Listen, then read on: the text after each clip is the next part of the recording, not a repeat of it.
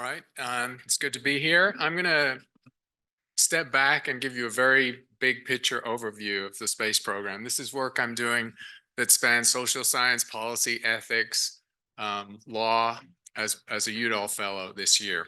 We're out of the astronomy department, sort of broadening myself a little bit. So you know what's going on. You all know as insiders, and you read the papers every day.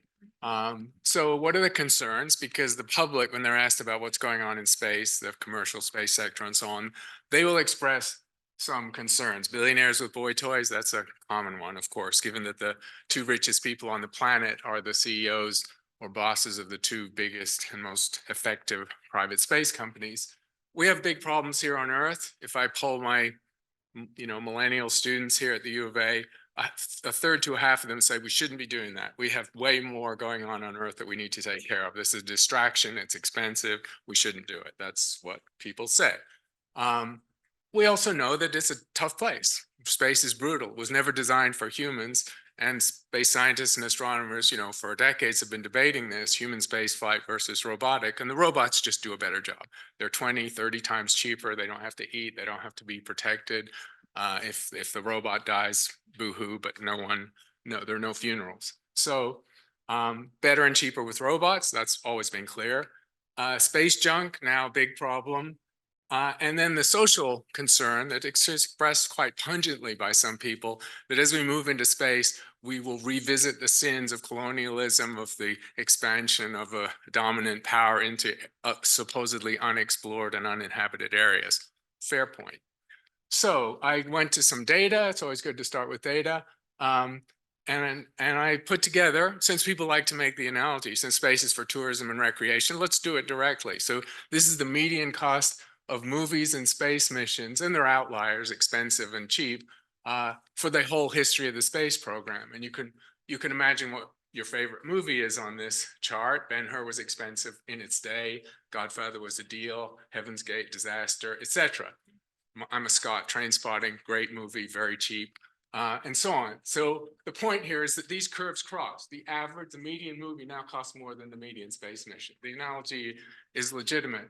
And for people who question the value of space science doing astronomy, I point to this.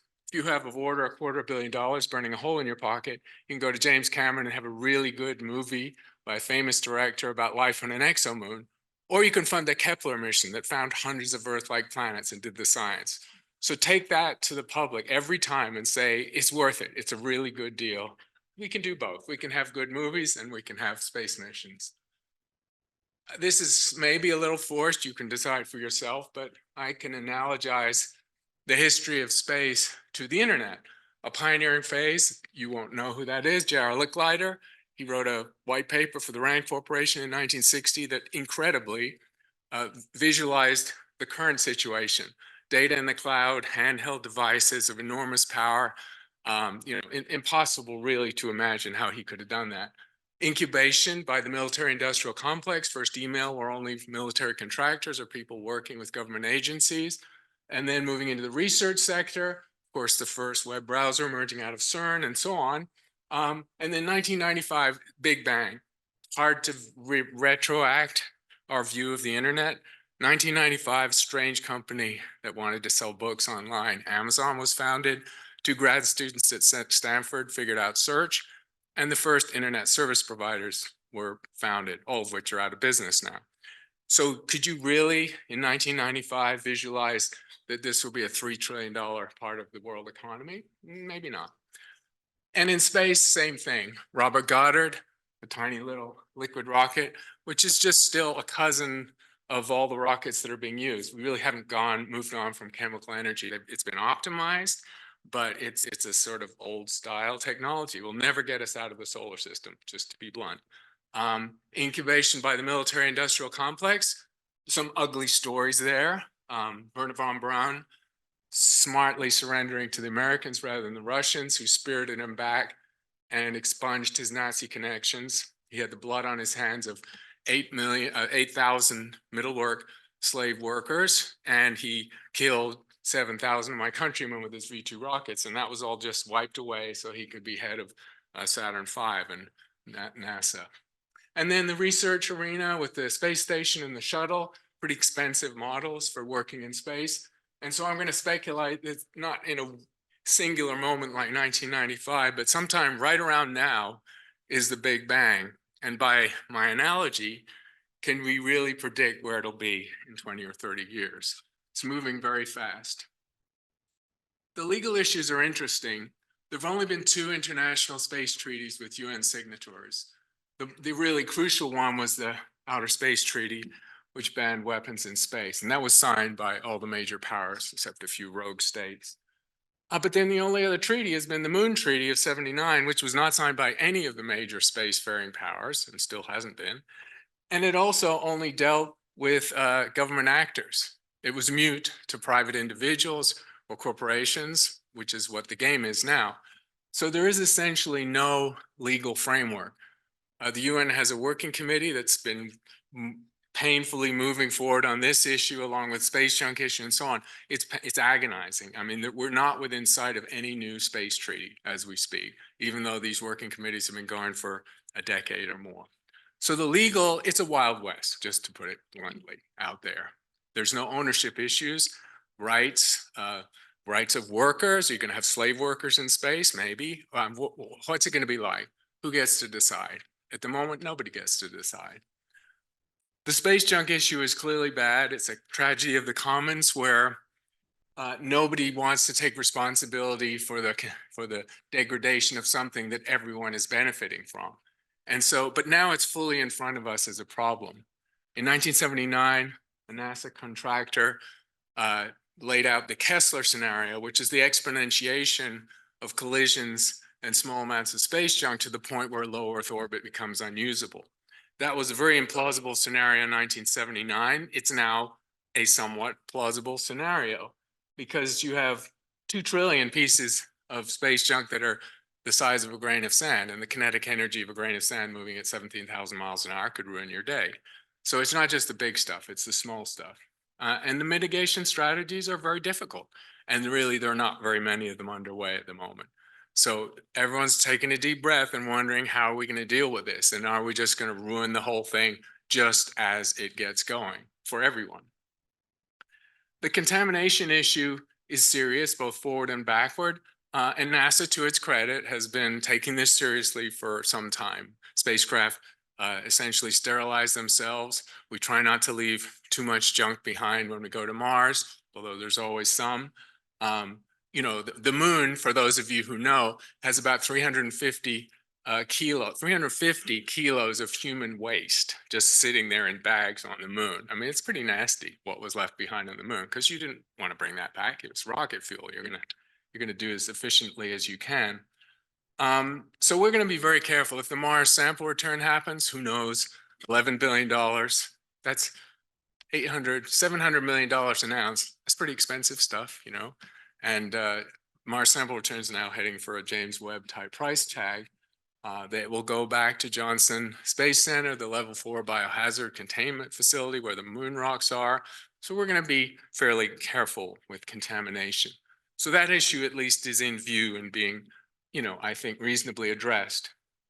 This whole issue of how we treat outer space, do we treat it as a consumable resource as we've treated our planet that we live on, to our great detriment, to the difficulty now of living on Earth in the future?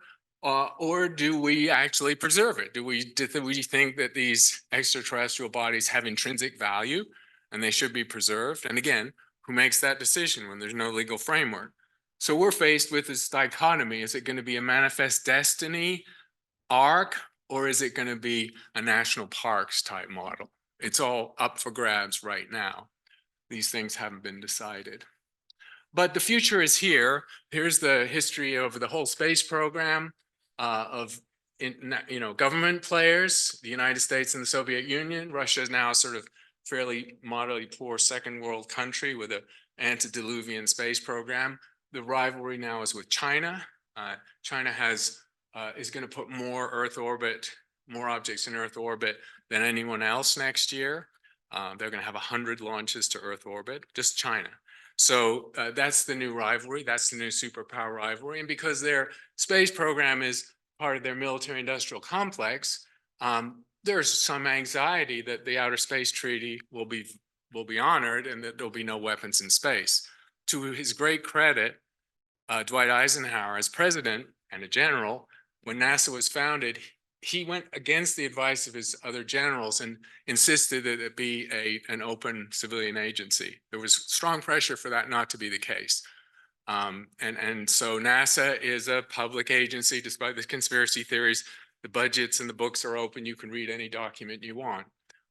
That's not the case in China. So we don't fully know what they're doing or planning, except they're on their way to a new space station.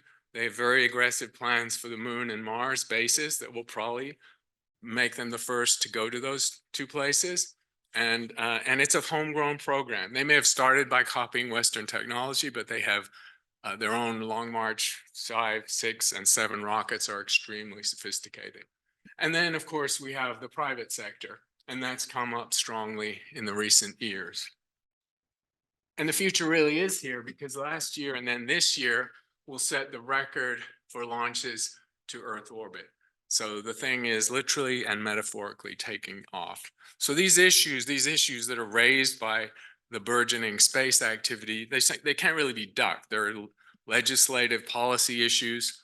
The US government has chose to keep a very light foot on the regulatory pedal, which was what led to the emergence of these private space programs. It's done by a sort of extension of FAA type authority, but it's very low regulatory environment, which just means the activity was not squashed by the government.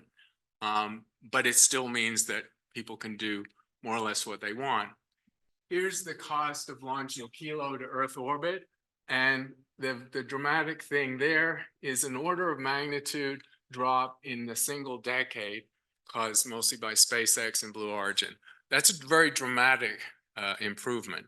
Again, from an ancient technology, the 70, 80-year-old chemical rocket technology is being optimized with reusability, with light materials, and so on. People forget, Elon Musk bloviates about all sorts of things, and he even celebrates when things blow up. But his workhorse Falcon 9 rocket has now, I think, had 185 successful launches and 1 failure. That's an incredible success rate. So these are very proficient people working in this sector. If we project this, extrapolation is dangerous always. The game changer, of course, would be a space elevator. There is no clever carbon nanotube technology that can make a space elevator on the Earth with a sufficient tensile strength. But there is actually materials that could do that on the moon. So the first space elevator will probably be on the moon, which will facilitate interplanetary travel for sure. And the moon base is, of course, going to happen way before the Mars base. An Earth space elevator would, of course, be a game changer.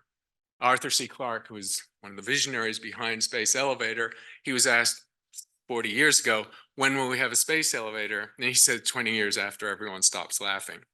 Well, they've actually stopped laughing because the engineering, the design issues are all pretty much under control. It's just the right materials and controlling all these technical issues that emerge. So to wrap up, what are the prospects, and can any of these concerns that I raised in the first slide be alleviated? Yes, there is going to be recreation. There's going to be tourism. There's going to be advertising. Astronomers hope there are not huge neon signs and billboards in Earth orbit. Again, a thing that is not regulated at all. We can have our lighting ordinance in Pima County. Nice. A little late, maybe. The horse left the barn because we're growing so fast. But in space, no, that's not available. If you're going to reassure people who think it's a complete waste of money, it's not a super strong argument, but the ability to develop technologies to live in a self-contained way in a moon base, in a preliminary moon base or Mars base, involve enormous level of parsimonious use of materials, recycling. And so those are models for parsimonious living on the Earth too. I mean, they're initially not going to be cheap technologies, but if they propagate and we continue to ruin our planet, we may need some of these technologies just to stay living right here. I do think the result of all this in a few decades will be extension into the solar system, initially with small craft, CubeSats or whatever, powered by solar sails and so on. But we're going to be stuck in the solar system for a century or more unless we develop new propulsion technology. And NASA has belatedly reanimated its 100-year Starship project. And so there's a minimal amount of investment in these new propulsion technologies, but not order of magnitude or two away from what would be required to replace the chemical rockets we've been using, since Goddard's time. The space elevator, if we had one, has a nice little side benefit. Again, you can tell people out there in the world this. It'll take essentially for free, get you to Earth orbit, and we'll be able to get rid of all that radioactive waste that most of the industrial countries farm off onto Africa and poor countries. So that's solving a major Earth problem. And for me, as part of this fellowship, I'm looking at the socio-political experiments that are played out in science fiction and so on, because they're now real. They're going to happen. And it's basically a clean slate for policy, for law, and for ethics.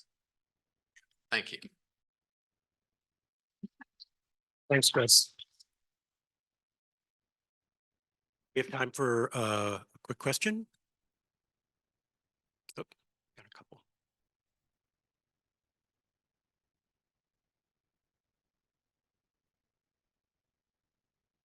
Thank you for your presentation.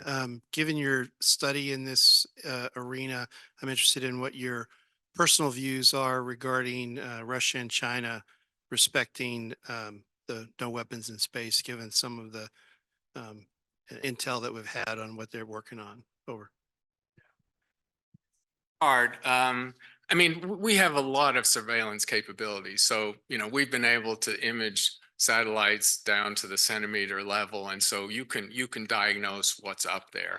So I think the monitoring is good enough that if people really try and put nukes in space again or threaten to, that we'll know about it. And the Russian space program is really in retreat at the moment. They're not, their hardware is incredibly old and frail, and they have expensive war, et cetera, et cetera. So Russia's not really a player. China is a huge player.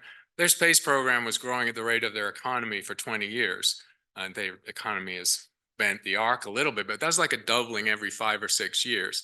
NASA's budget in real terms is 2 times lower than it was 25 years ago. So people who ding NASA for not being ambitious or trying hard things should recognize that they have to do more with less, and these are expensive.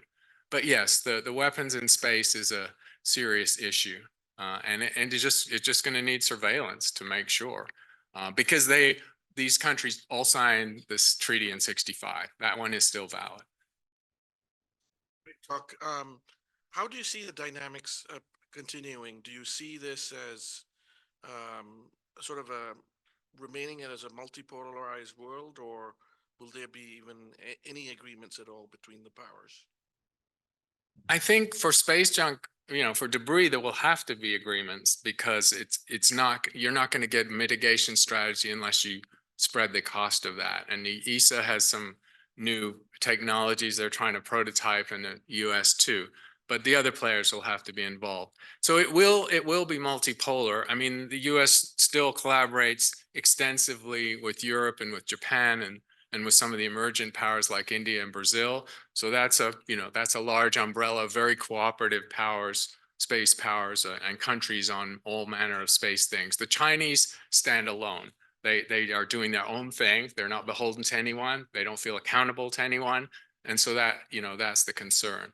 But there is a lot of collaboration in space. And also the tension between NASA and the private sector has sort of abated, because of course, Elon Musk did not have a revenue stream until he started getting multi-billion-dollar contracts from NASA to resupply the space station and get astronauts in space for the first time after the shuttle grounded us for a decade. And that symbiosis continues because he's getting a $3 billion contract for Artemis 3. So, that works well in both directions. That helps the private space companies stay viable when they don't have a revenue stream. And it keeps NASA on its toes, because the average age of a SpaceX employee is 28, 29. The average age of a NASA civil service employee is 58, 59. So, it's an injection of youth and energy into the NASA culture. So that's a good thing.